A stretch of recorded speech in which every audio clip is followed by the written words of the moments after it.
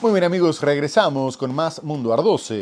En el bloque pasado abordamos el conflicto en Medio Oriente y en este quisiera comenzar hablando del hecho de que Donald Trump se comunicó con su par ruso Vladimir Putin por primera vez en más de 2 meses para abordar la guerra en Ucrania y la situación en Medio Oriente. Una llamada que tuvo lugar poco después de que el mandatario ruso confirmara su indefectible apoyo al nuevo líder supremo, Mojtaba Khamenei, y agregara que Rusia fue y seguirá siendo un socio fiable de la República Islámica, mientras varios medios norteamericanos aseguraban que Moscú le estaba proporcionando inteligencia a Irán. Más tarde, el Kremlin describió el diálogo como franco y constructivo e informó que había pedido una rápida solución política y diplomática a la guerra en Irán. A su vez, Trump comentó que cuando Putin le dijo que estaba dispuesto a ayudar, él le respondió que la mejor ayuda sería terminar con la guerra en Ucrania. Previamente, Trump había vuelto a afirmar que Putin estaba dispuesto a llegar a un acuerdo de paz y que Zelensky era el único obstáculo, lo que era algo impensable teniendo en cuenta que no tenía las cartas, y afirmó que el conflicto parecía no tener fin, sobre todo ahora que no hay avances importantes. Por su parte, el presidente del Consejo Europeo, Antonio Costa, manifestó su preocupación por las consecuencias que la guerra contra Irán podría tener en la campaña rusa contra Ucrania, y advirtió que Moscú era el principal beneficiado por la situación en Medio Oriente, debido al alza del precio del petróleo y las nuevas oportunidades económicas y militares derivadas del nuevo conflicto, al tiempo que este hacía que se desviaran recursos militares que antes eran destinados a apoyar a Ucrania, como los sistemas de defensa antiaérea. El presidente ruso Vladimir Putin y el estadounidense Donald Trump discutieron el lunes el conflicto en Ucrania durante una conversación telefónica franca y constructiva, según informó el Kremlin. Trump también confirmó la comunicación y aseguró que hay odio entre el presidente ruso y el ucraniano Volodymyr Zelensky. Hablamos de Ucrania, que es una lucha interminable, y miren, hay un odio tremendo entre el presidente Putin y el presidente Zelensky. Parece que no logran reconciliarse, pero creo que fue una conversación positiva sobre este tema. Y obviamente hablamos de Oriente Medio, y él quiere ser útil. Le dije que podría ser más útil terminar con la guerra entre Ucrania y Rusia. Eso sería más útil. Tuvimos una conversación muy buena, y él quiere ser muy constructivo.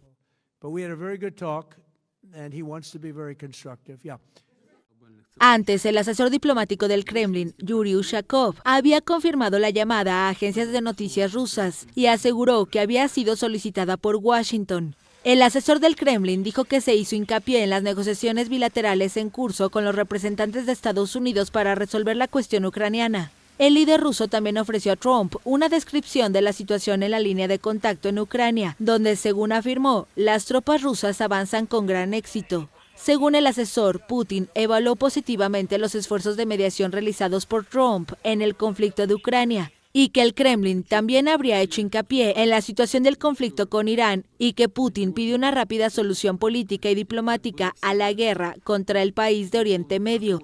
En medio del conflicto en Medio Oriente, Estados Unidos aumentó su presión para alcanzar el fin de la guerra en Ucrania, y el mandatario ucraniano Volodymyr Zelensky comunicó que Washington había propuesto llevar a cabo una nueva ronda de negociaciones la próxima semana en Suiza o Turquía, después de que se suspendiera el encuentro programado para la semana pasada, ya que iba a tener lugar en Emiratos Árabes Unidos. No obstante, Ucrania ya comunicó en reiteradas ocasiones que no piensa ceder territorios, y menos ahora que Rusia está mostrando más dificultades para avanzar, e incluso se ve obligada a retroceder en algunas zonas.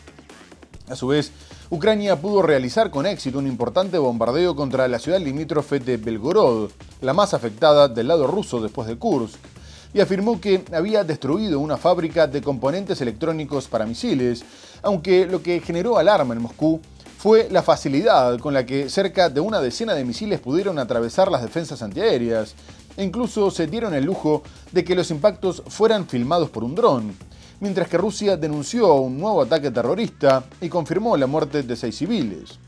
Asimismo, Zelensky acusó a Vladimir Putin de buscar aprovecharse de la guerra en Medio Oriente y de estar detrás de los ataques de Irán contra los países del Golfo, y pidió que no se levantaran las sanciones contra Rusia, ni siquiera para regularizar la oferta de petróleo, una postura compartida por la Unión Europea.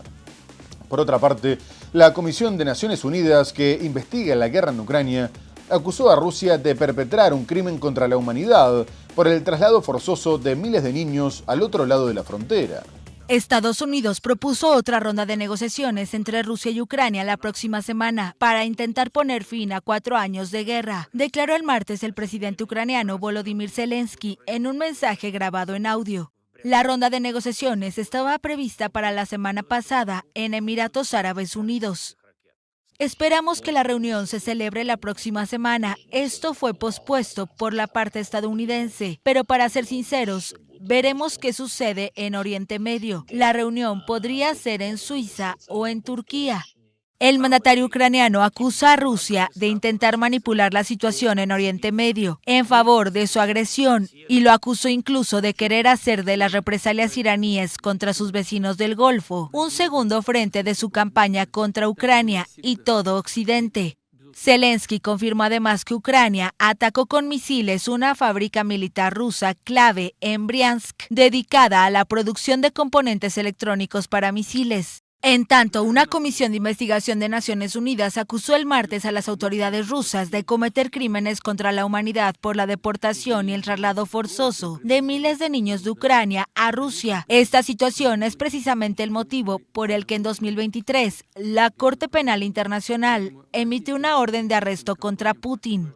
En medio de la incertidumbre por el petróleo, Zelensky instó a Occidente a no levantar las sanciones contra Rusia, incluidas las relacionadas con el crudo ruso, impuestas por los países occidentales tras la invasión de Ucrania. Mientras tanto, continuaron los roces entre Ucrania y Hungría, ya que este último depende del petróleo ruso, y acusa a Kiev de posponer continuamente la restauración del oleoducto Druzhba, que envía crudo a su país y que fue dañado en medio del conflicto.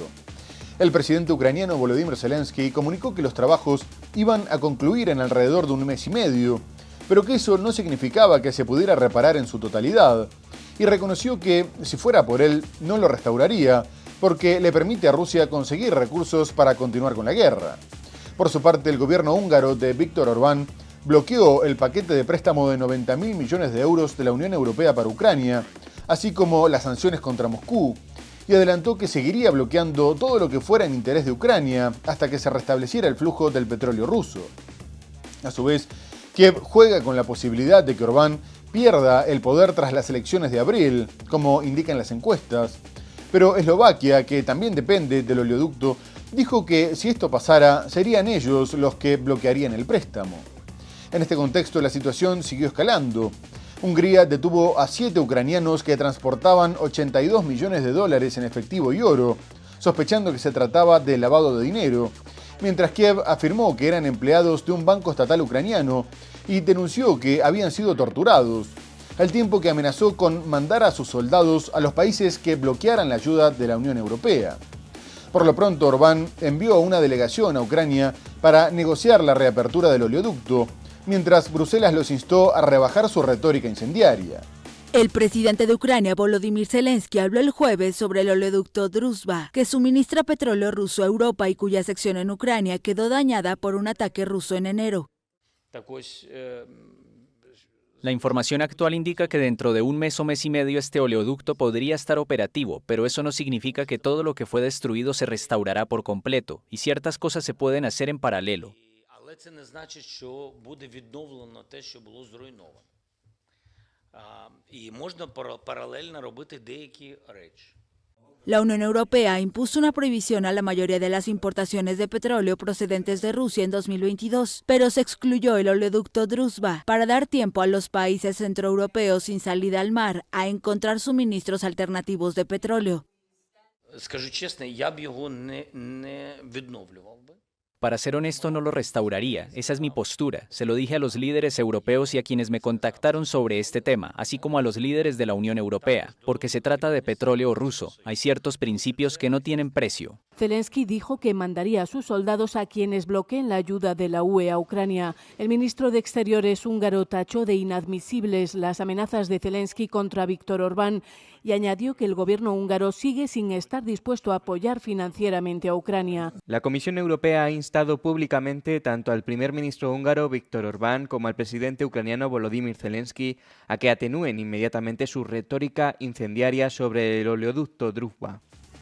Por otra parte, Donald Trump prometió continuar con sus aventuras belicistas y afirmó que Cuba iba a caer dentro de muy poco, porque después de Irán, la isla sería la siguiente.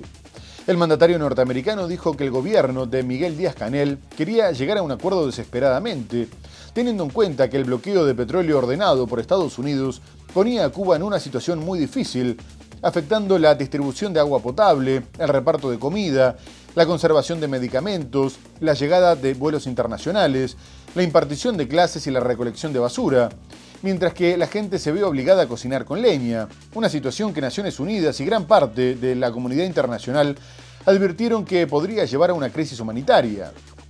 Trump dijo que el secretario de Estado Marco Rubio, de ascendencia cubana, sería el encargado de llevar adelante las negociaciones, por lo que afirmó que la toma de control podría ser amistosa, aunque agregó que también podría no serlo, pero que de cualquier manera sería un día increíble. Hace varias semanas que la Casa Blanca informó que estaba manteniendo contactos con las autoridades comunistas y se confirmó que el coordinador de asuntos cubanos del Departamento de Estado se reunió con representantes de la Iglesia Católica en la isla, mientras que el contacto político sería con el nieto del líder revolucionario Raúl Castro. En las últimas semanas, Estados Unidos alivió un poco la presión, permitiendo la entrada de petróleo para particulares y privados, con la condición de que partiera desde su territorio, pero Cuba continúa padeciendo cortes de energía a nivel nacional, que a veces duran hasta 24 horas. El presidente estadounidense Donald Trump declaró el viernes que Cuba va a caer dentro de poco, en una entrevista por teléfono con el canal de noticias CNN en la que destacó los éxitos militares de su segundo mandato. Trump dijo que el gobierno comunista de la isla quiere hacer un trato y que está lista tras varias décadas desde la revolución liderada por Fidel Castro en 1959. Por eso dijo que iba a encargar de las negociaciones al jefe de la diplomacia, Marco Rubio, de ascendencia cubana. Él está haciendo un gran trabajo y el próximo va a ser, queremos hacer eso, algo especial con Cuba. El jueves el presidente había asegurado en la Casa Blanca que estaba centrado en la ofensiva lanzada contra Irán la semana pasada, pero que era solo una cuestión de tiempo antes de que los cubanos que abandonaron la isla pudieran regresar. El coordinador de asuntos cubanos del Departamento de Estado de Estados Unidos se reunió en La Habana con los máximos representantes de la Iglesia Católica en Cuba, informó el viernes la embajada estadounidense, en momentos de creciente tensión entre ambos países. La Iglesia Católica tuvo un papel clave como mediadora en el deshielo de relaciones diplomáticas entre Washington y La Habana en 2015, tras casi 6 décadas de distanciamiento y confrontación política. Cuba padece una crisis energética que se agravó tras la captura del presidente venezolano Nicolás Maduro por fuerzas estadounidenses a principios de enero, y Estados Unidos logró que se suspendiera el suministro de petróleo a La Habana. El bloqueo energético impuesto de facto por Washington a Cuba, donde no ha entrado ningún petrolero desde el 9 de enero, ha agravado la larga crisis económica y los apagones recurrentes que afronta la población. La situación amenaza además con asestar un golpe fatal al turismo, la segunda fuente de divisas de la isla después de la exportación de servicios médicos. Mientras tanto, Estados Unidos y el gobierno venezolano de Delcy Rodríguez siguen con su acercamiento y anunciaron que restablecerían sus relaciones diplomáticas y consulares tras la visita a Caracas del secretario del Interior norteamericano Doug Burgum, que dijo que en 2 meses hubo más progreso para el pueblo venezolano que en los últimos 20 años. A su vez, el Departamento de Estado anunció la medida como un paso que facilitaría los esfuerzos conjuntos para promover la estabilidad y apoyar la recuperación económica, mientras se llevaba a cabo un proceso por etapas para la recuperación del sistema democrático, al tiempo que Donald Trump volvió a afirmar que Rodríguez estaba haciendo un gran trabajo y colaborando muy bien con sus representantes. A su vez, la mandataria interina agradeció la disposición de Trump para trabajar en beneficio de ambos países, volvió a defender la inocencia del presidente Nicolás Maduro, preso en Nueva York, y se ilusionó con la posibilidad de comenzar relaciones a largo plazo basadas en el respeto mutuo, tras cederle el control del petróleo venezolano e impulsar una ley de minería favorable a los intereses norteamericanos. No obstante, un día después del anuncio del restablecimiento de las relaciones y a poco más de 2 meses de la operación que dejó un centenar de muertos y derivó en la captura de Maduro, Estados Unidos volvió a violar su soberanía, publicando imágenes de 4 de sus aviones de guerra volando en el espacio aéreo venezolano. El Comando Sur informó que 2 cazas F-35, un avión patrulla Poseidón y uno de reabastecimiento habían realizado un patrullaje que demostraba una presencia y un compromiso persistentes. Estados Unidos y Venezuela informaron el jueves que restablecerán sus relaciones diplomáticas. Así continúa la nueva era que sigue al derrocamiento de Nicolás Maduro en una operación militar ordenada por el presidente Donald Trump. Maduro rompió las relaciones en 2019, luego de que Washington desconociera su primera reelección el año anterior y apoyara un fracasado proyecto de gobierno paralelo opositor encabezado por el entonces presidente del Parlamento, Juan Guaidó. Con la caída del gobernante el 3 de enero, su vicepresidenta Delcy Rodríguez asumió el poder y alineó el gobierno a los intereses de Trump. Le cedió control del petróleo y reformó la ley petrolera para dar apertura a capitales privados en el sector. Rodríguez ha recibido en menos de un mes a 2 integrantes del gabinete. El secretario del Interior, Doug Burgum, cerró el jueves una visita de 2 días, que siguió a la del secretario de Energía, Chris Wright, el 11 de febrero. En este momento estamos muy satisfechos con la dirección que lleva este país y Estados Unidos está muy contento de ser un socio que respalda este progreso. Tras finalizar su gira que se enfocó en el tema energético y de minería, Burgum señaló que ha habido más cambios positivos para el pueblo de Venezuela en los últimos 2 meses que quizás en los últimos 20 años. El Departamento de Estado de Estados Unidos señaló en un comunicado que el restablecimiento de las relaciones diplomáticas entre ambos países facilitará los esfuerzos conjuntos para promover la estabilidad, apoyar la recuperación económica y avanzar en la reconciliación política en Venezuela. Además, el gobierno estadounidense reiteró que su compromiso está orientado a ayudar al pueblo venezolano a avanzar a través de un proceso por etapas que cree las condiciones para una transición pacífica hacia un gobierno elegido democráticamente. Asimismo, Donald Trump sigue aumentando su influencia en la región y presentó una alianza de 17 países del continente para destruir a los cárteles del narcotráfico. La cumbre se llevó a cabo en uno de sus clubes de golf en Florida y contó con la presencia de 12 líderes afines, como el salvadoreño Nayib Bukele, el ecuatoriano Daniel Noboa o el chileno José Antonio Kast, mientras que excluyó a países importantes en la lucha contra el narcotráfico como Colombia, Brasil y México. Trump afirmó que el acuerdo se basaba en el compromiso de utilizar la fuerza letal para destruir cárteles y redes terroristas y acabar con ellos de una vez por todas. Además, dijo que los líderes de la región habían permitido que sus países quedaran bajo el control de pandillas, por lo que estaban dispuestos a ayudar disparando misiles contra la sala de estar de cualquier miembro de algún cártel. A su vez, el presidente cubano Miguel Díaz-Canel reaccionó sosteniendo que la pequeña cumbre reaccionaria y neocolonial de Florida comprometía a los mandatarios de derecha presentes a aceptar ataques de Estados Unidos para resolver problemas internos, mientras que el colombiano Gustavo Petro criticó que lo hayan dejado afuera de la alianza, considerando que con 17 países pequeños, débiles y sin experiencia para enfrentar la cocaína, no se podía hacer un escudo del sur. Tras estas declaraciones, la Casa Blanca respondió que Colombia todavía no reunía las condiciones para integrarse a la alianza, aunque lo podría hacer en un futuro. Por lo pronto, Ecuador anunció que había bombardeado con apoyo de Estados Unidos un campo de entrenamiento de la disidencia de las FARC, Comandos de la Frontera. El presidente estadounidense Donald Trump anunció el sábado la creación de una alianza de 17 países americanos para destruir a los cárteles de narcotraficantes del continente. Lo hizo durante una cumbre celebrada en su club de golf en Doral, cerca de Miami, con una docena de mandatarios afines que comparten la preocupación de Washington por el auge del crimen organizado en la región. Durante décadas, los líderes de esta región han permitido que grandes extensiones de territorio en el hemisferio occidental pasen a estar bajo control directo y que bandas transnacionales se apoderen de ellas y hayan controlado zonas de su país. No vamos a dejar que eso siga ocurriendo, los ayudaremos. Antes de su anuncio, Trump saludó a sus 12 invitados, entre ellos aliados fieles como el argentino Javier Milei, el ecuatoriano Daniel Noboa o el salvadoreño Nayib Bukele. También asistieron los presidentes de Bolivia, Costa Rica, República Dominicana, Honduras, Panamá, Paraguay, Guyana y Trinidad y Tobago, así como el presidente electo de Chile, José Antonio Kast. La cita se enmarca en su versión de la histórica doctrina Monroe, con la que ha prometido intervenir para promover los intereses de Washington en las Américas, aumentar la seguridad del país y frenar la influencia de potencias como China.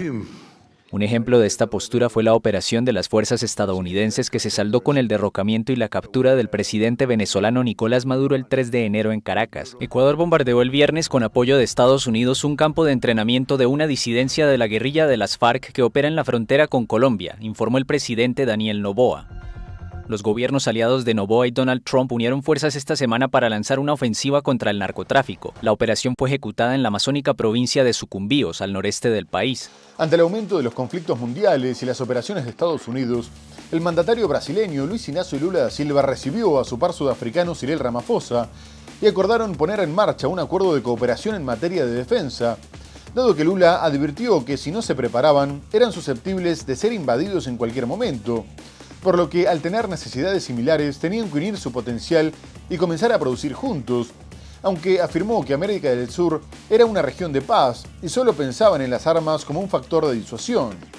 Por último, el presidente brasileño destacó que no necesitaban comprarles a los señores de las armas, sino producir lo que les hacía falta, y que tenían que hacerlo ellos mismos, porque nadie los iba a ayudar.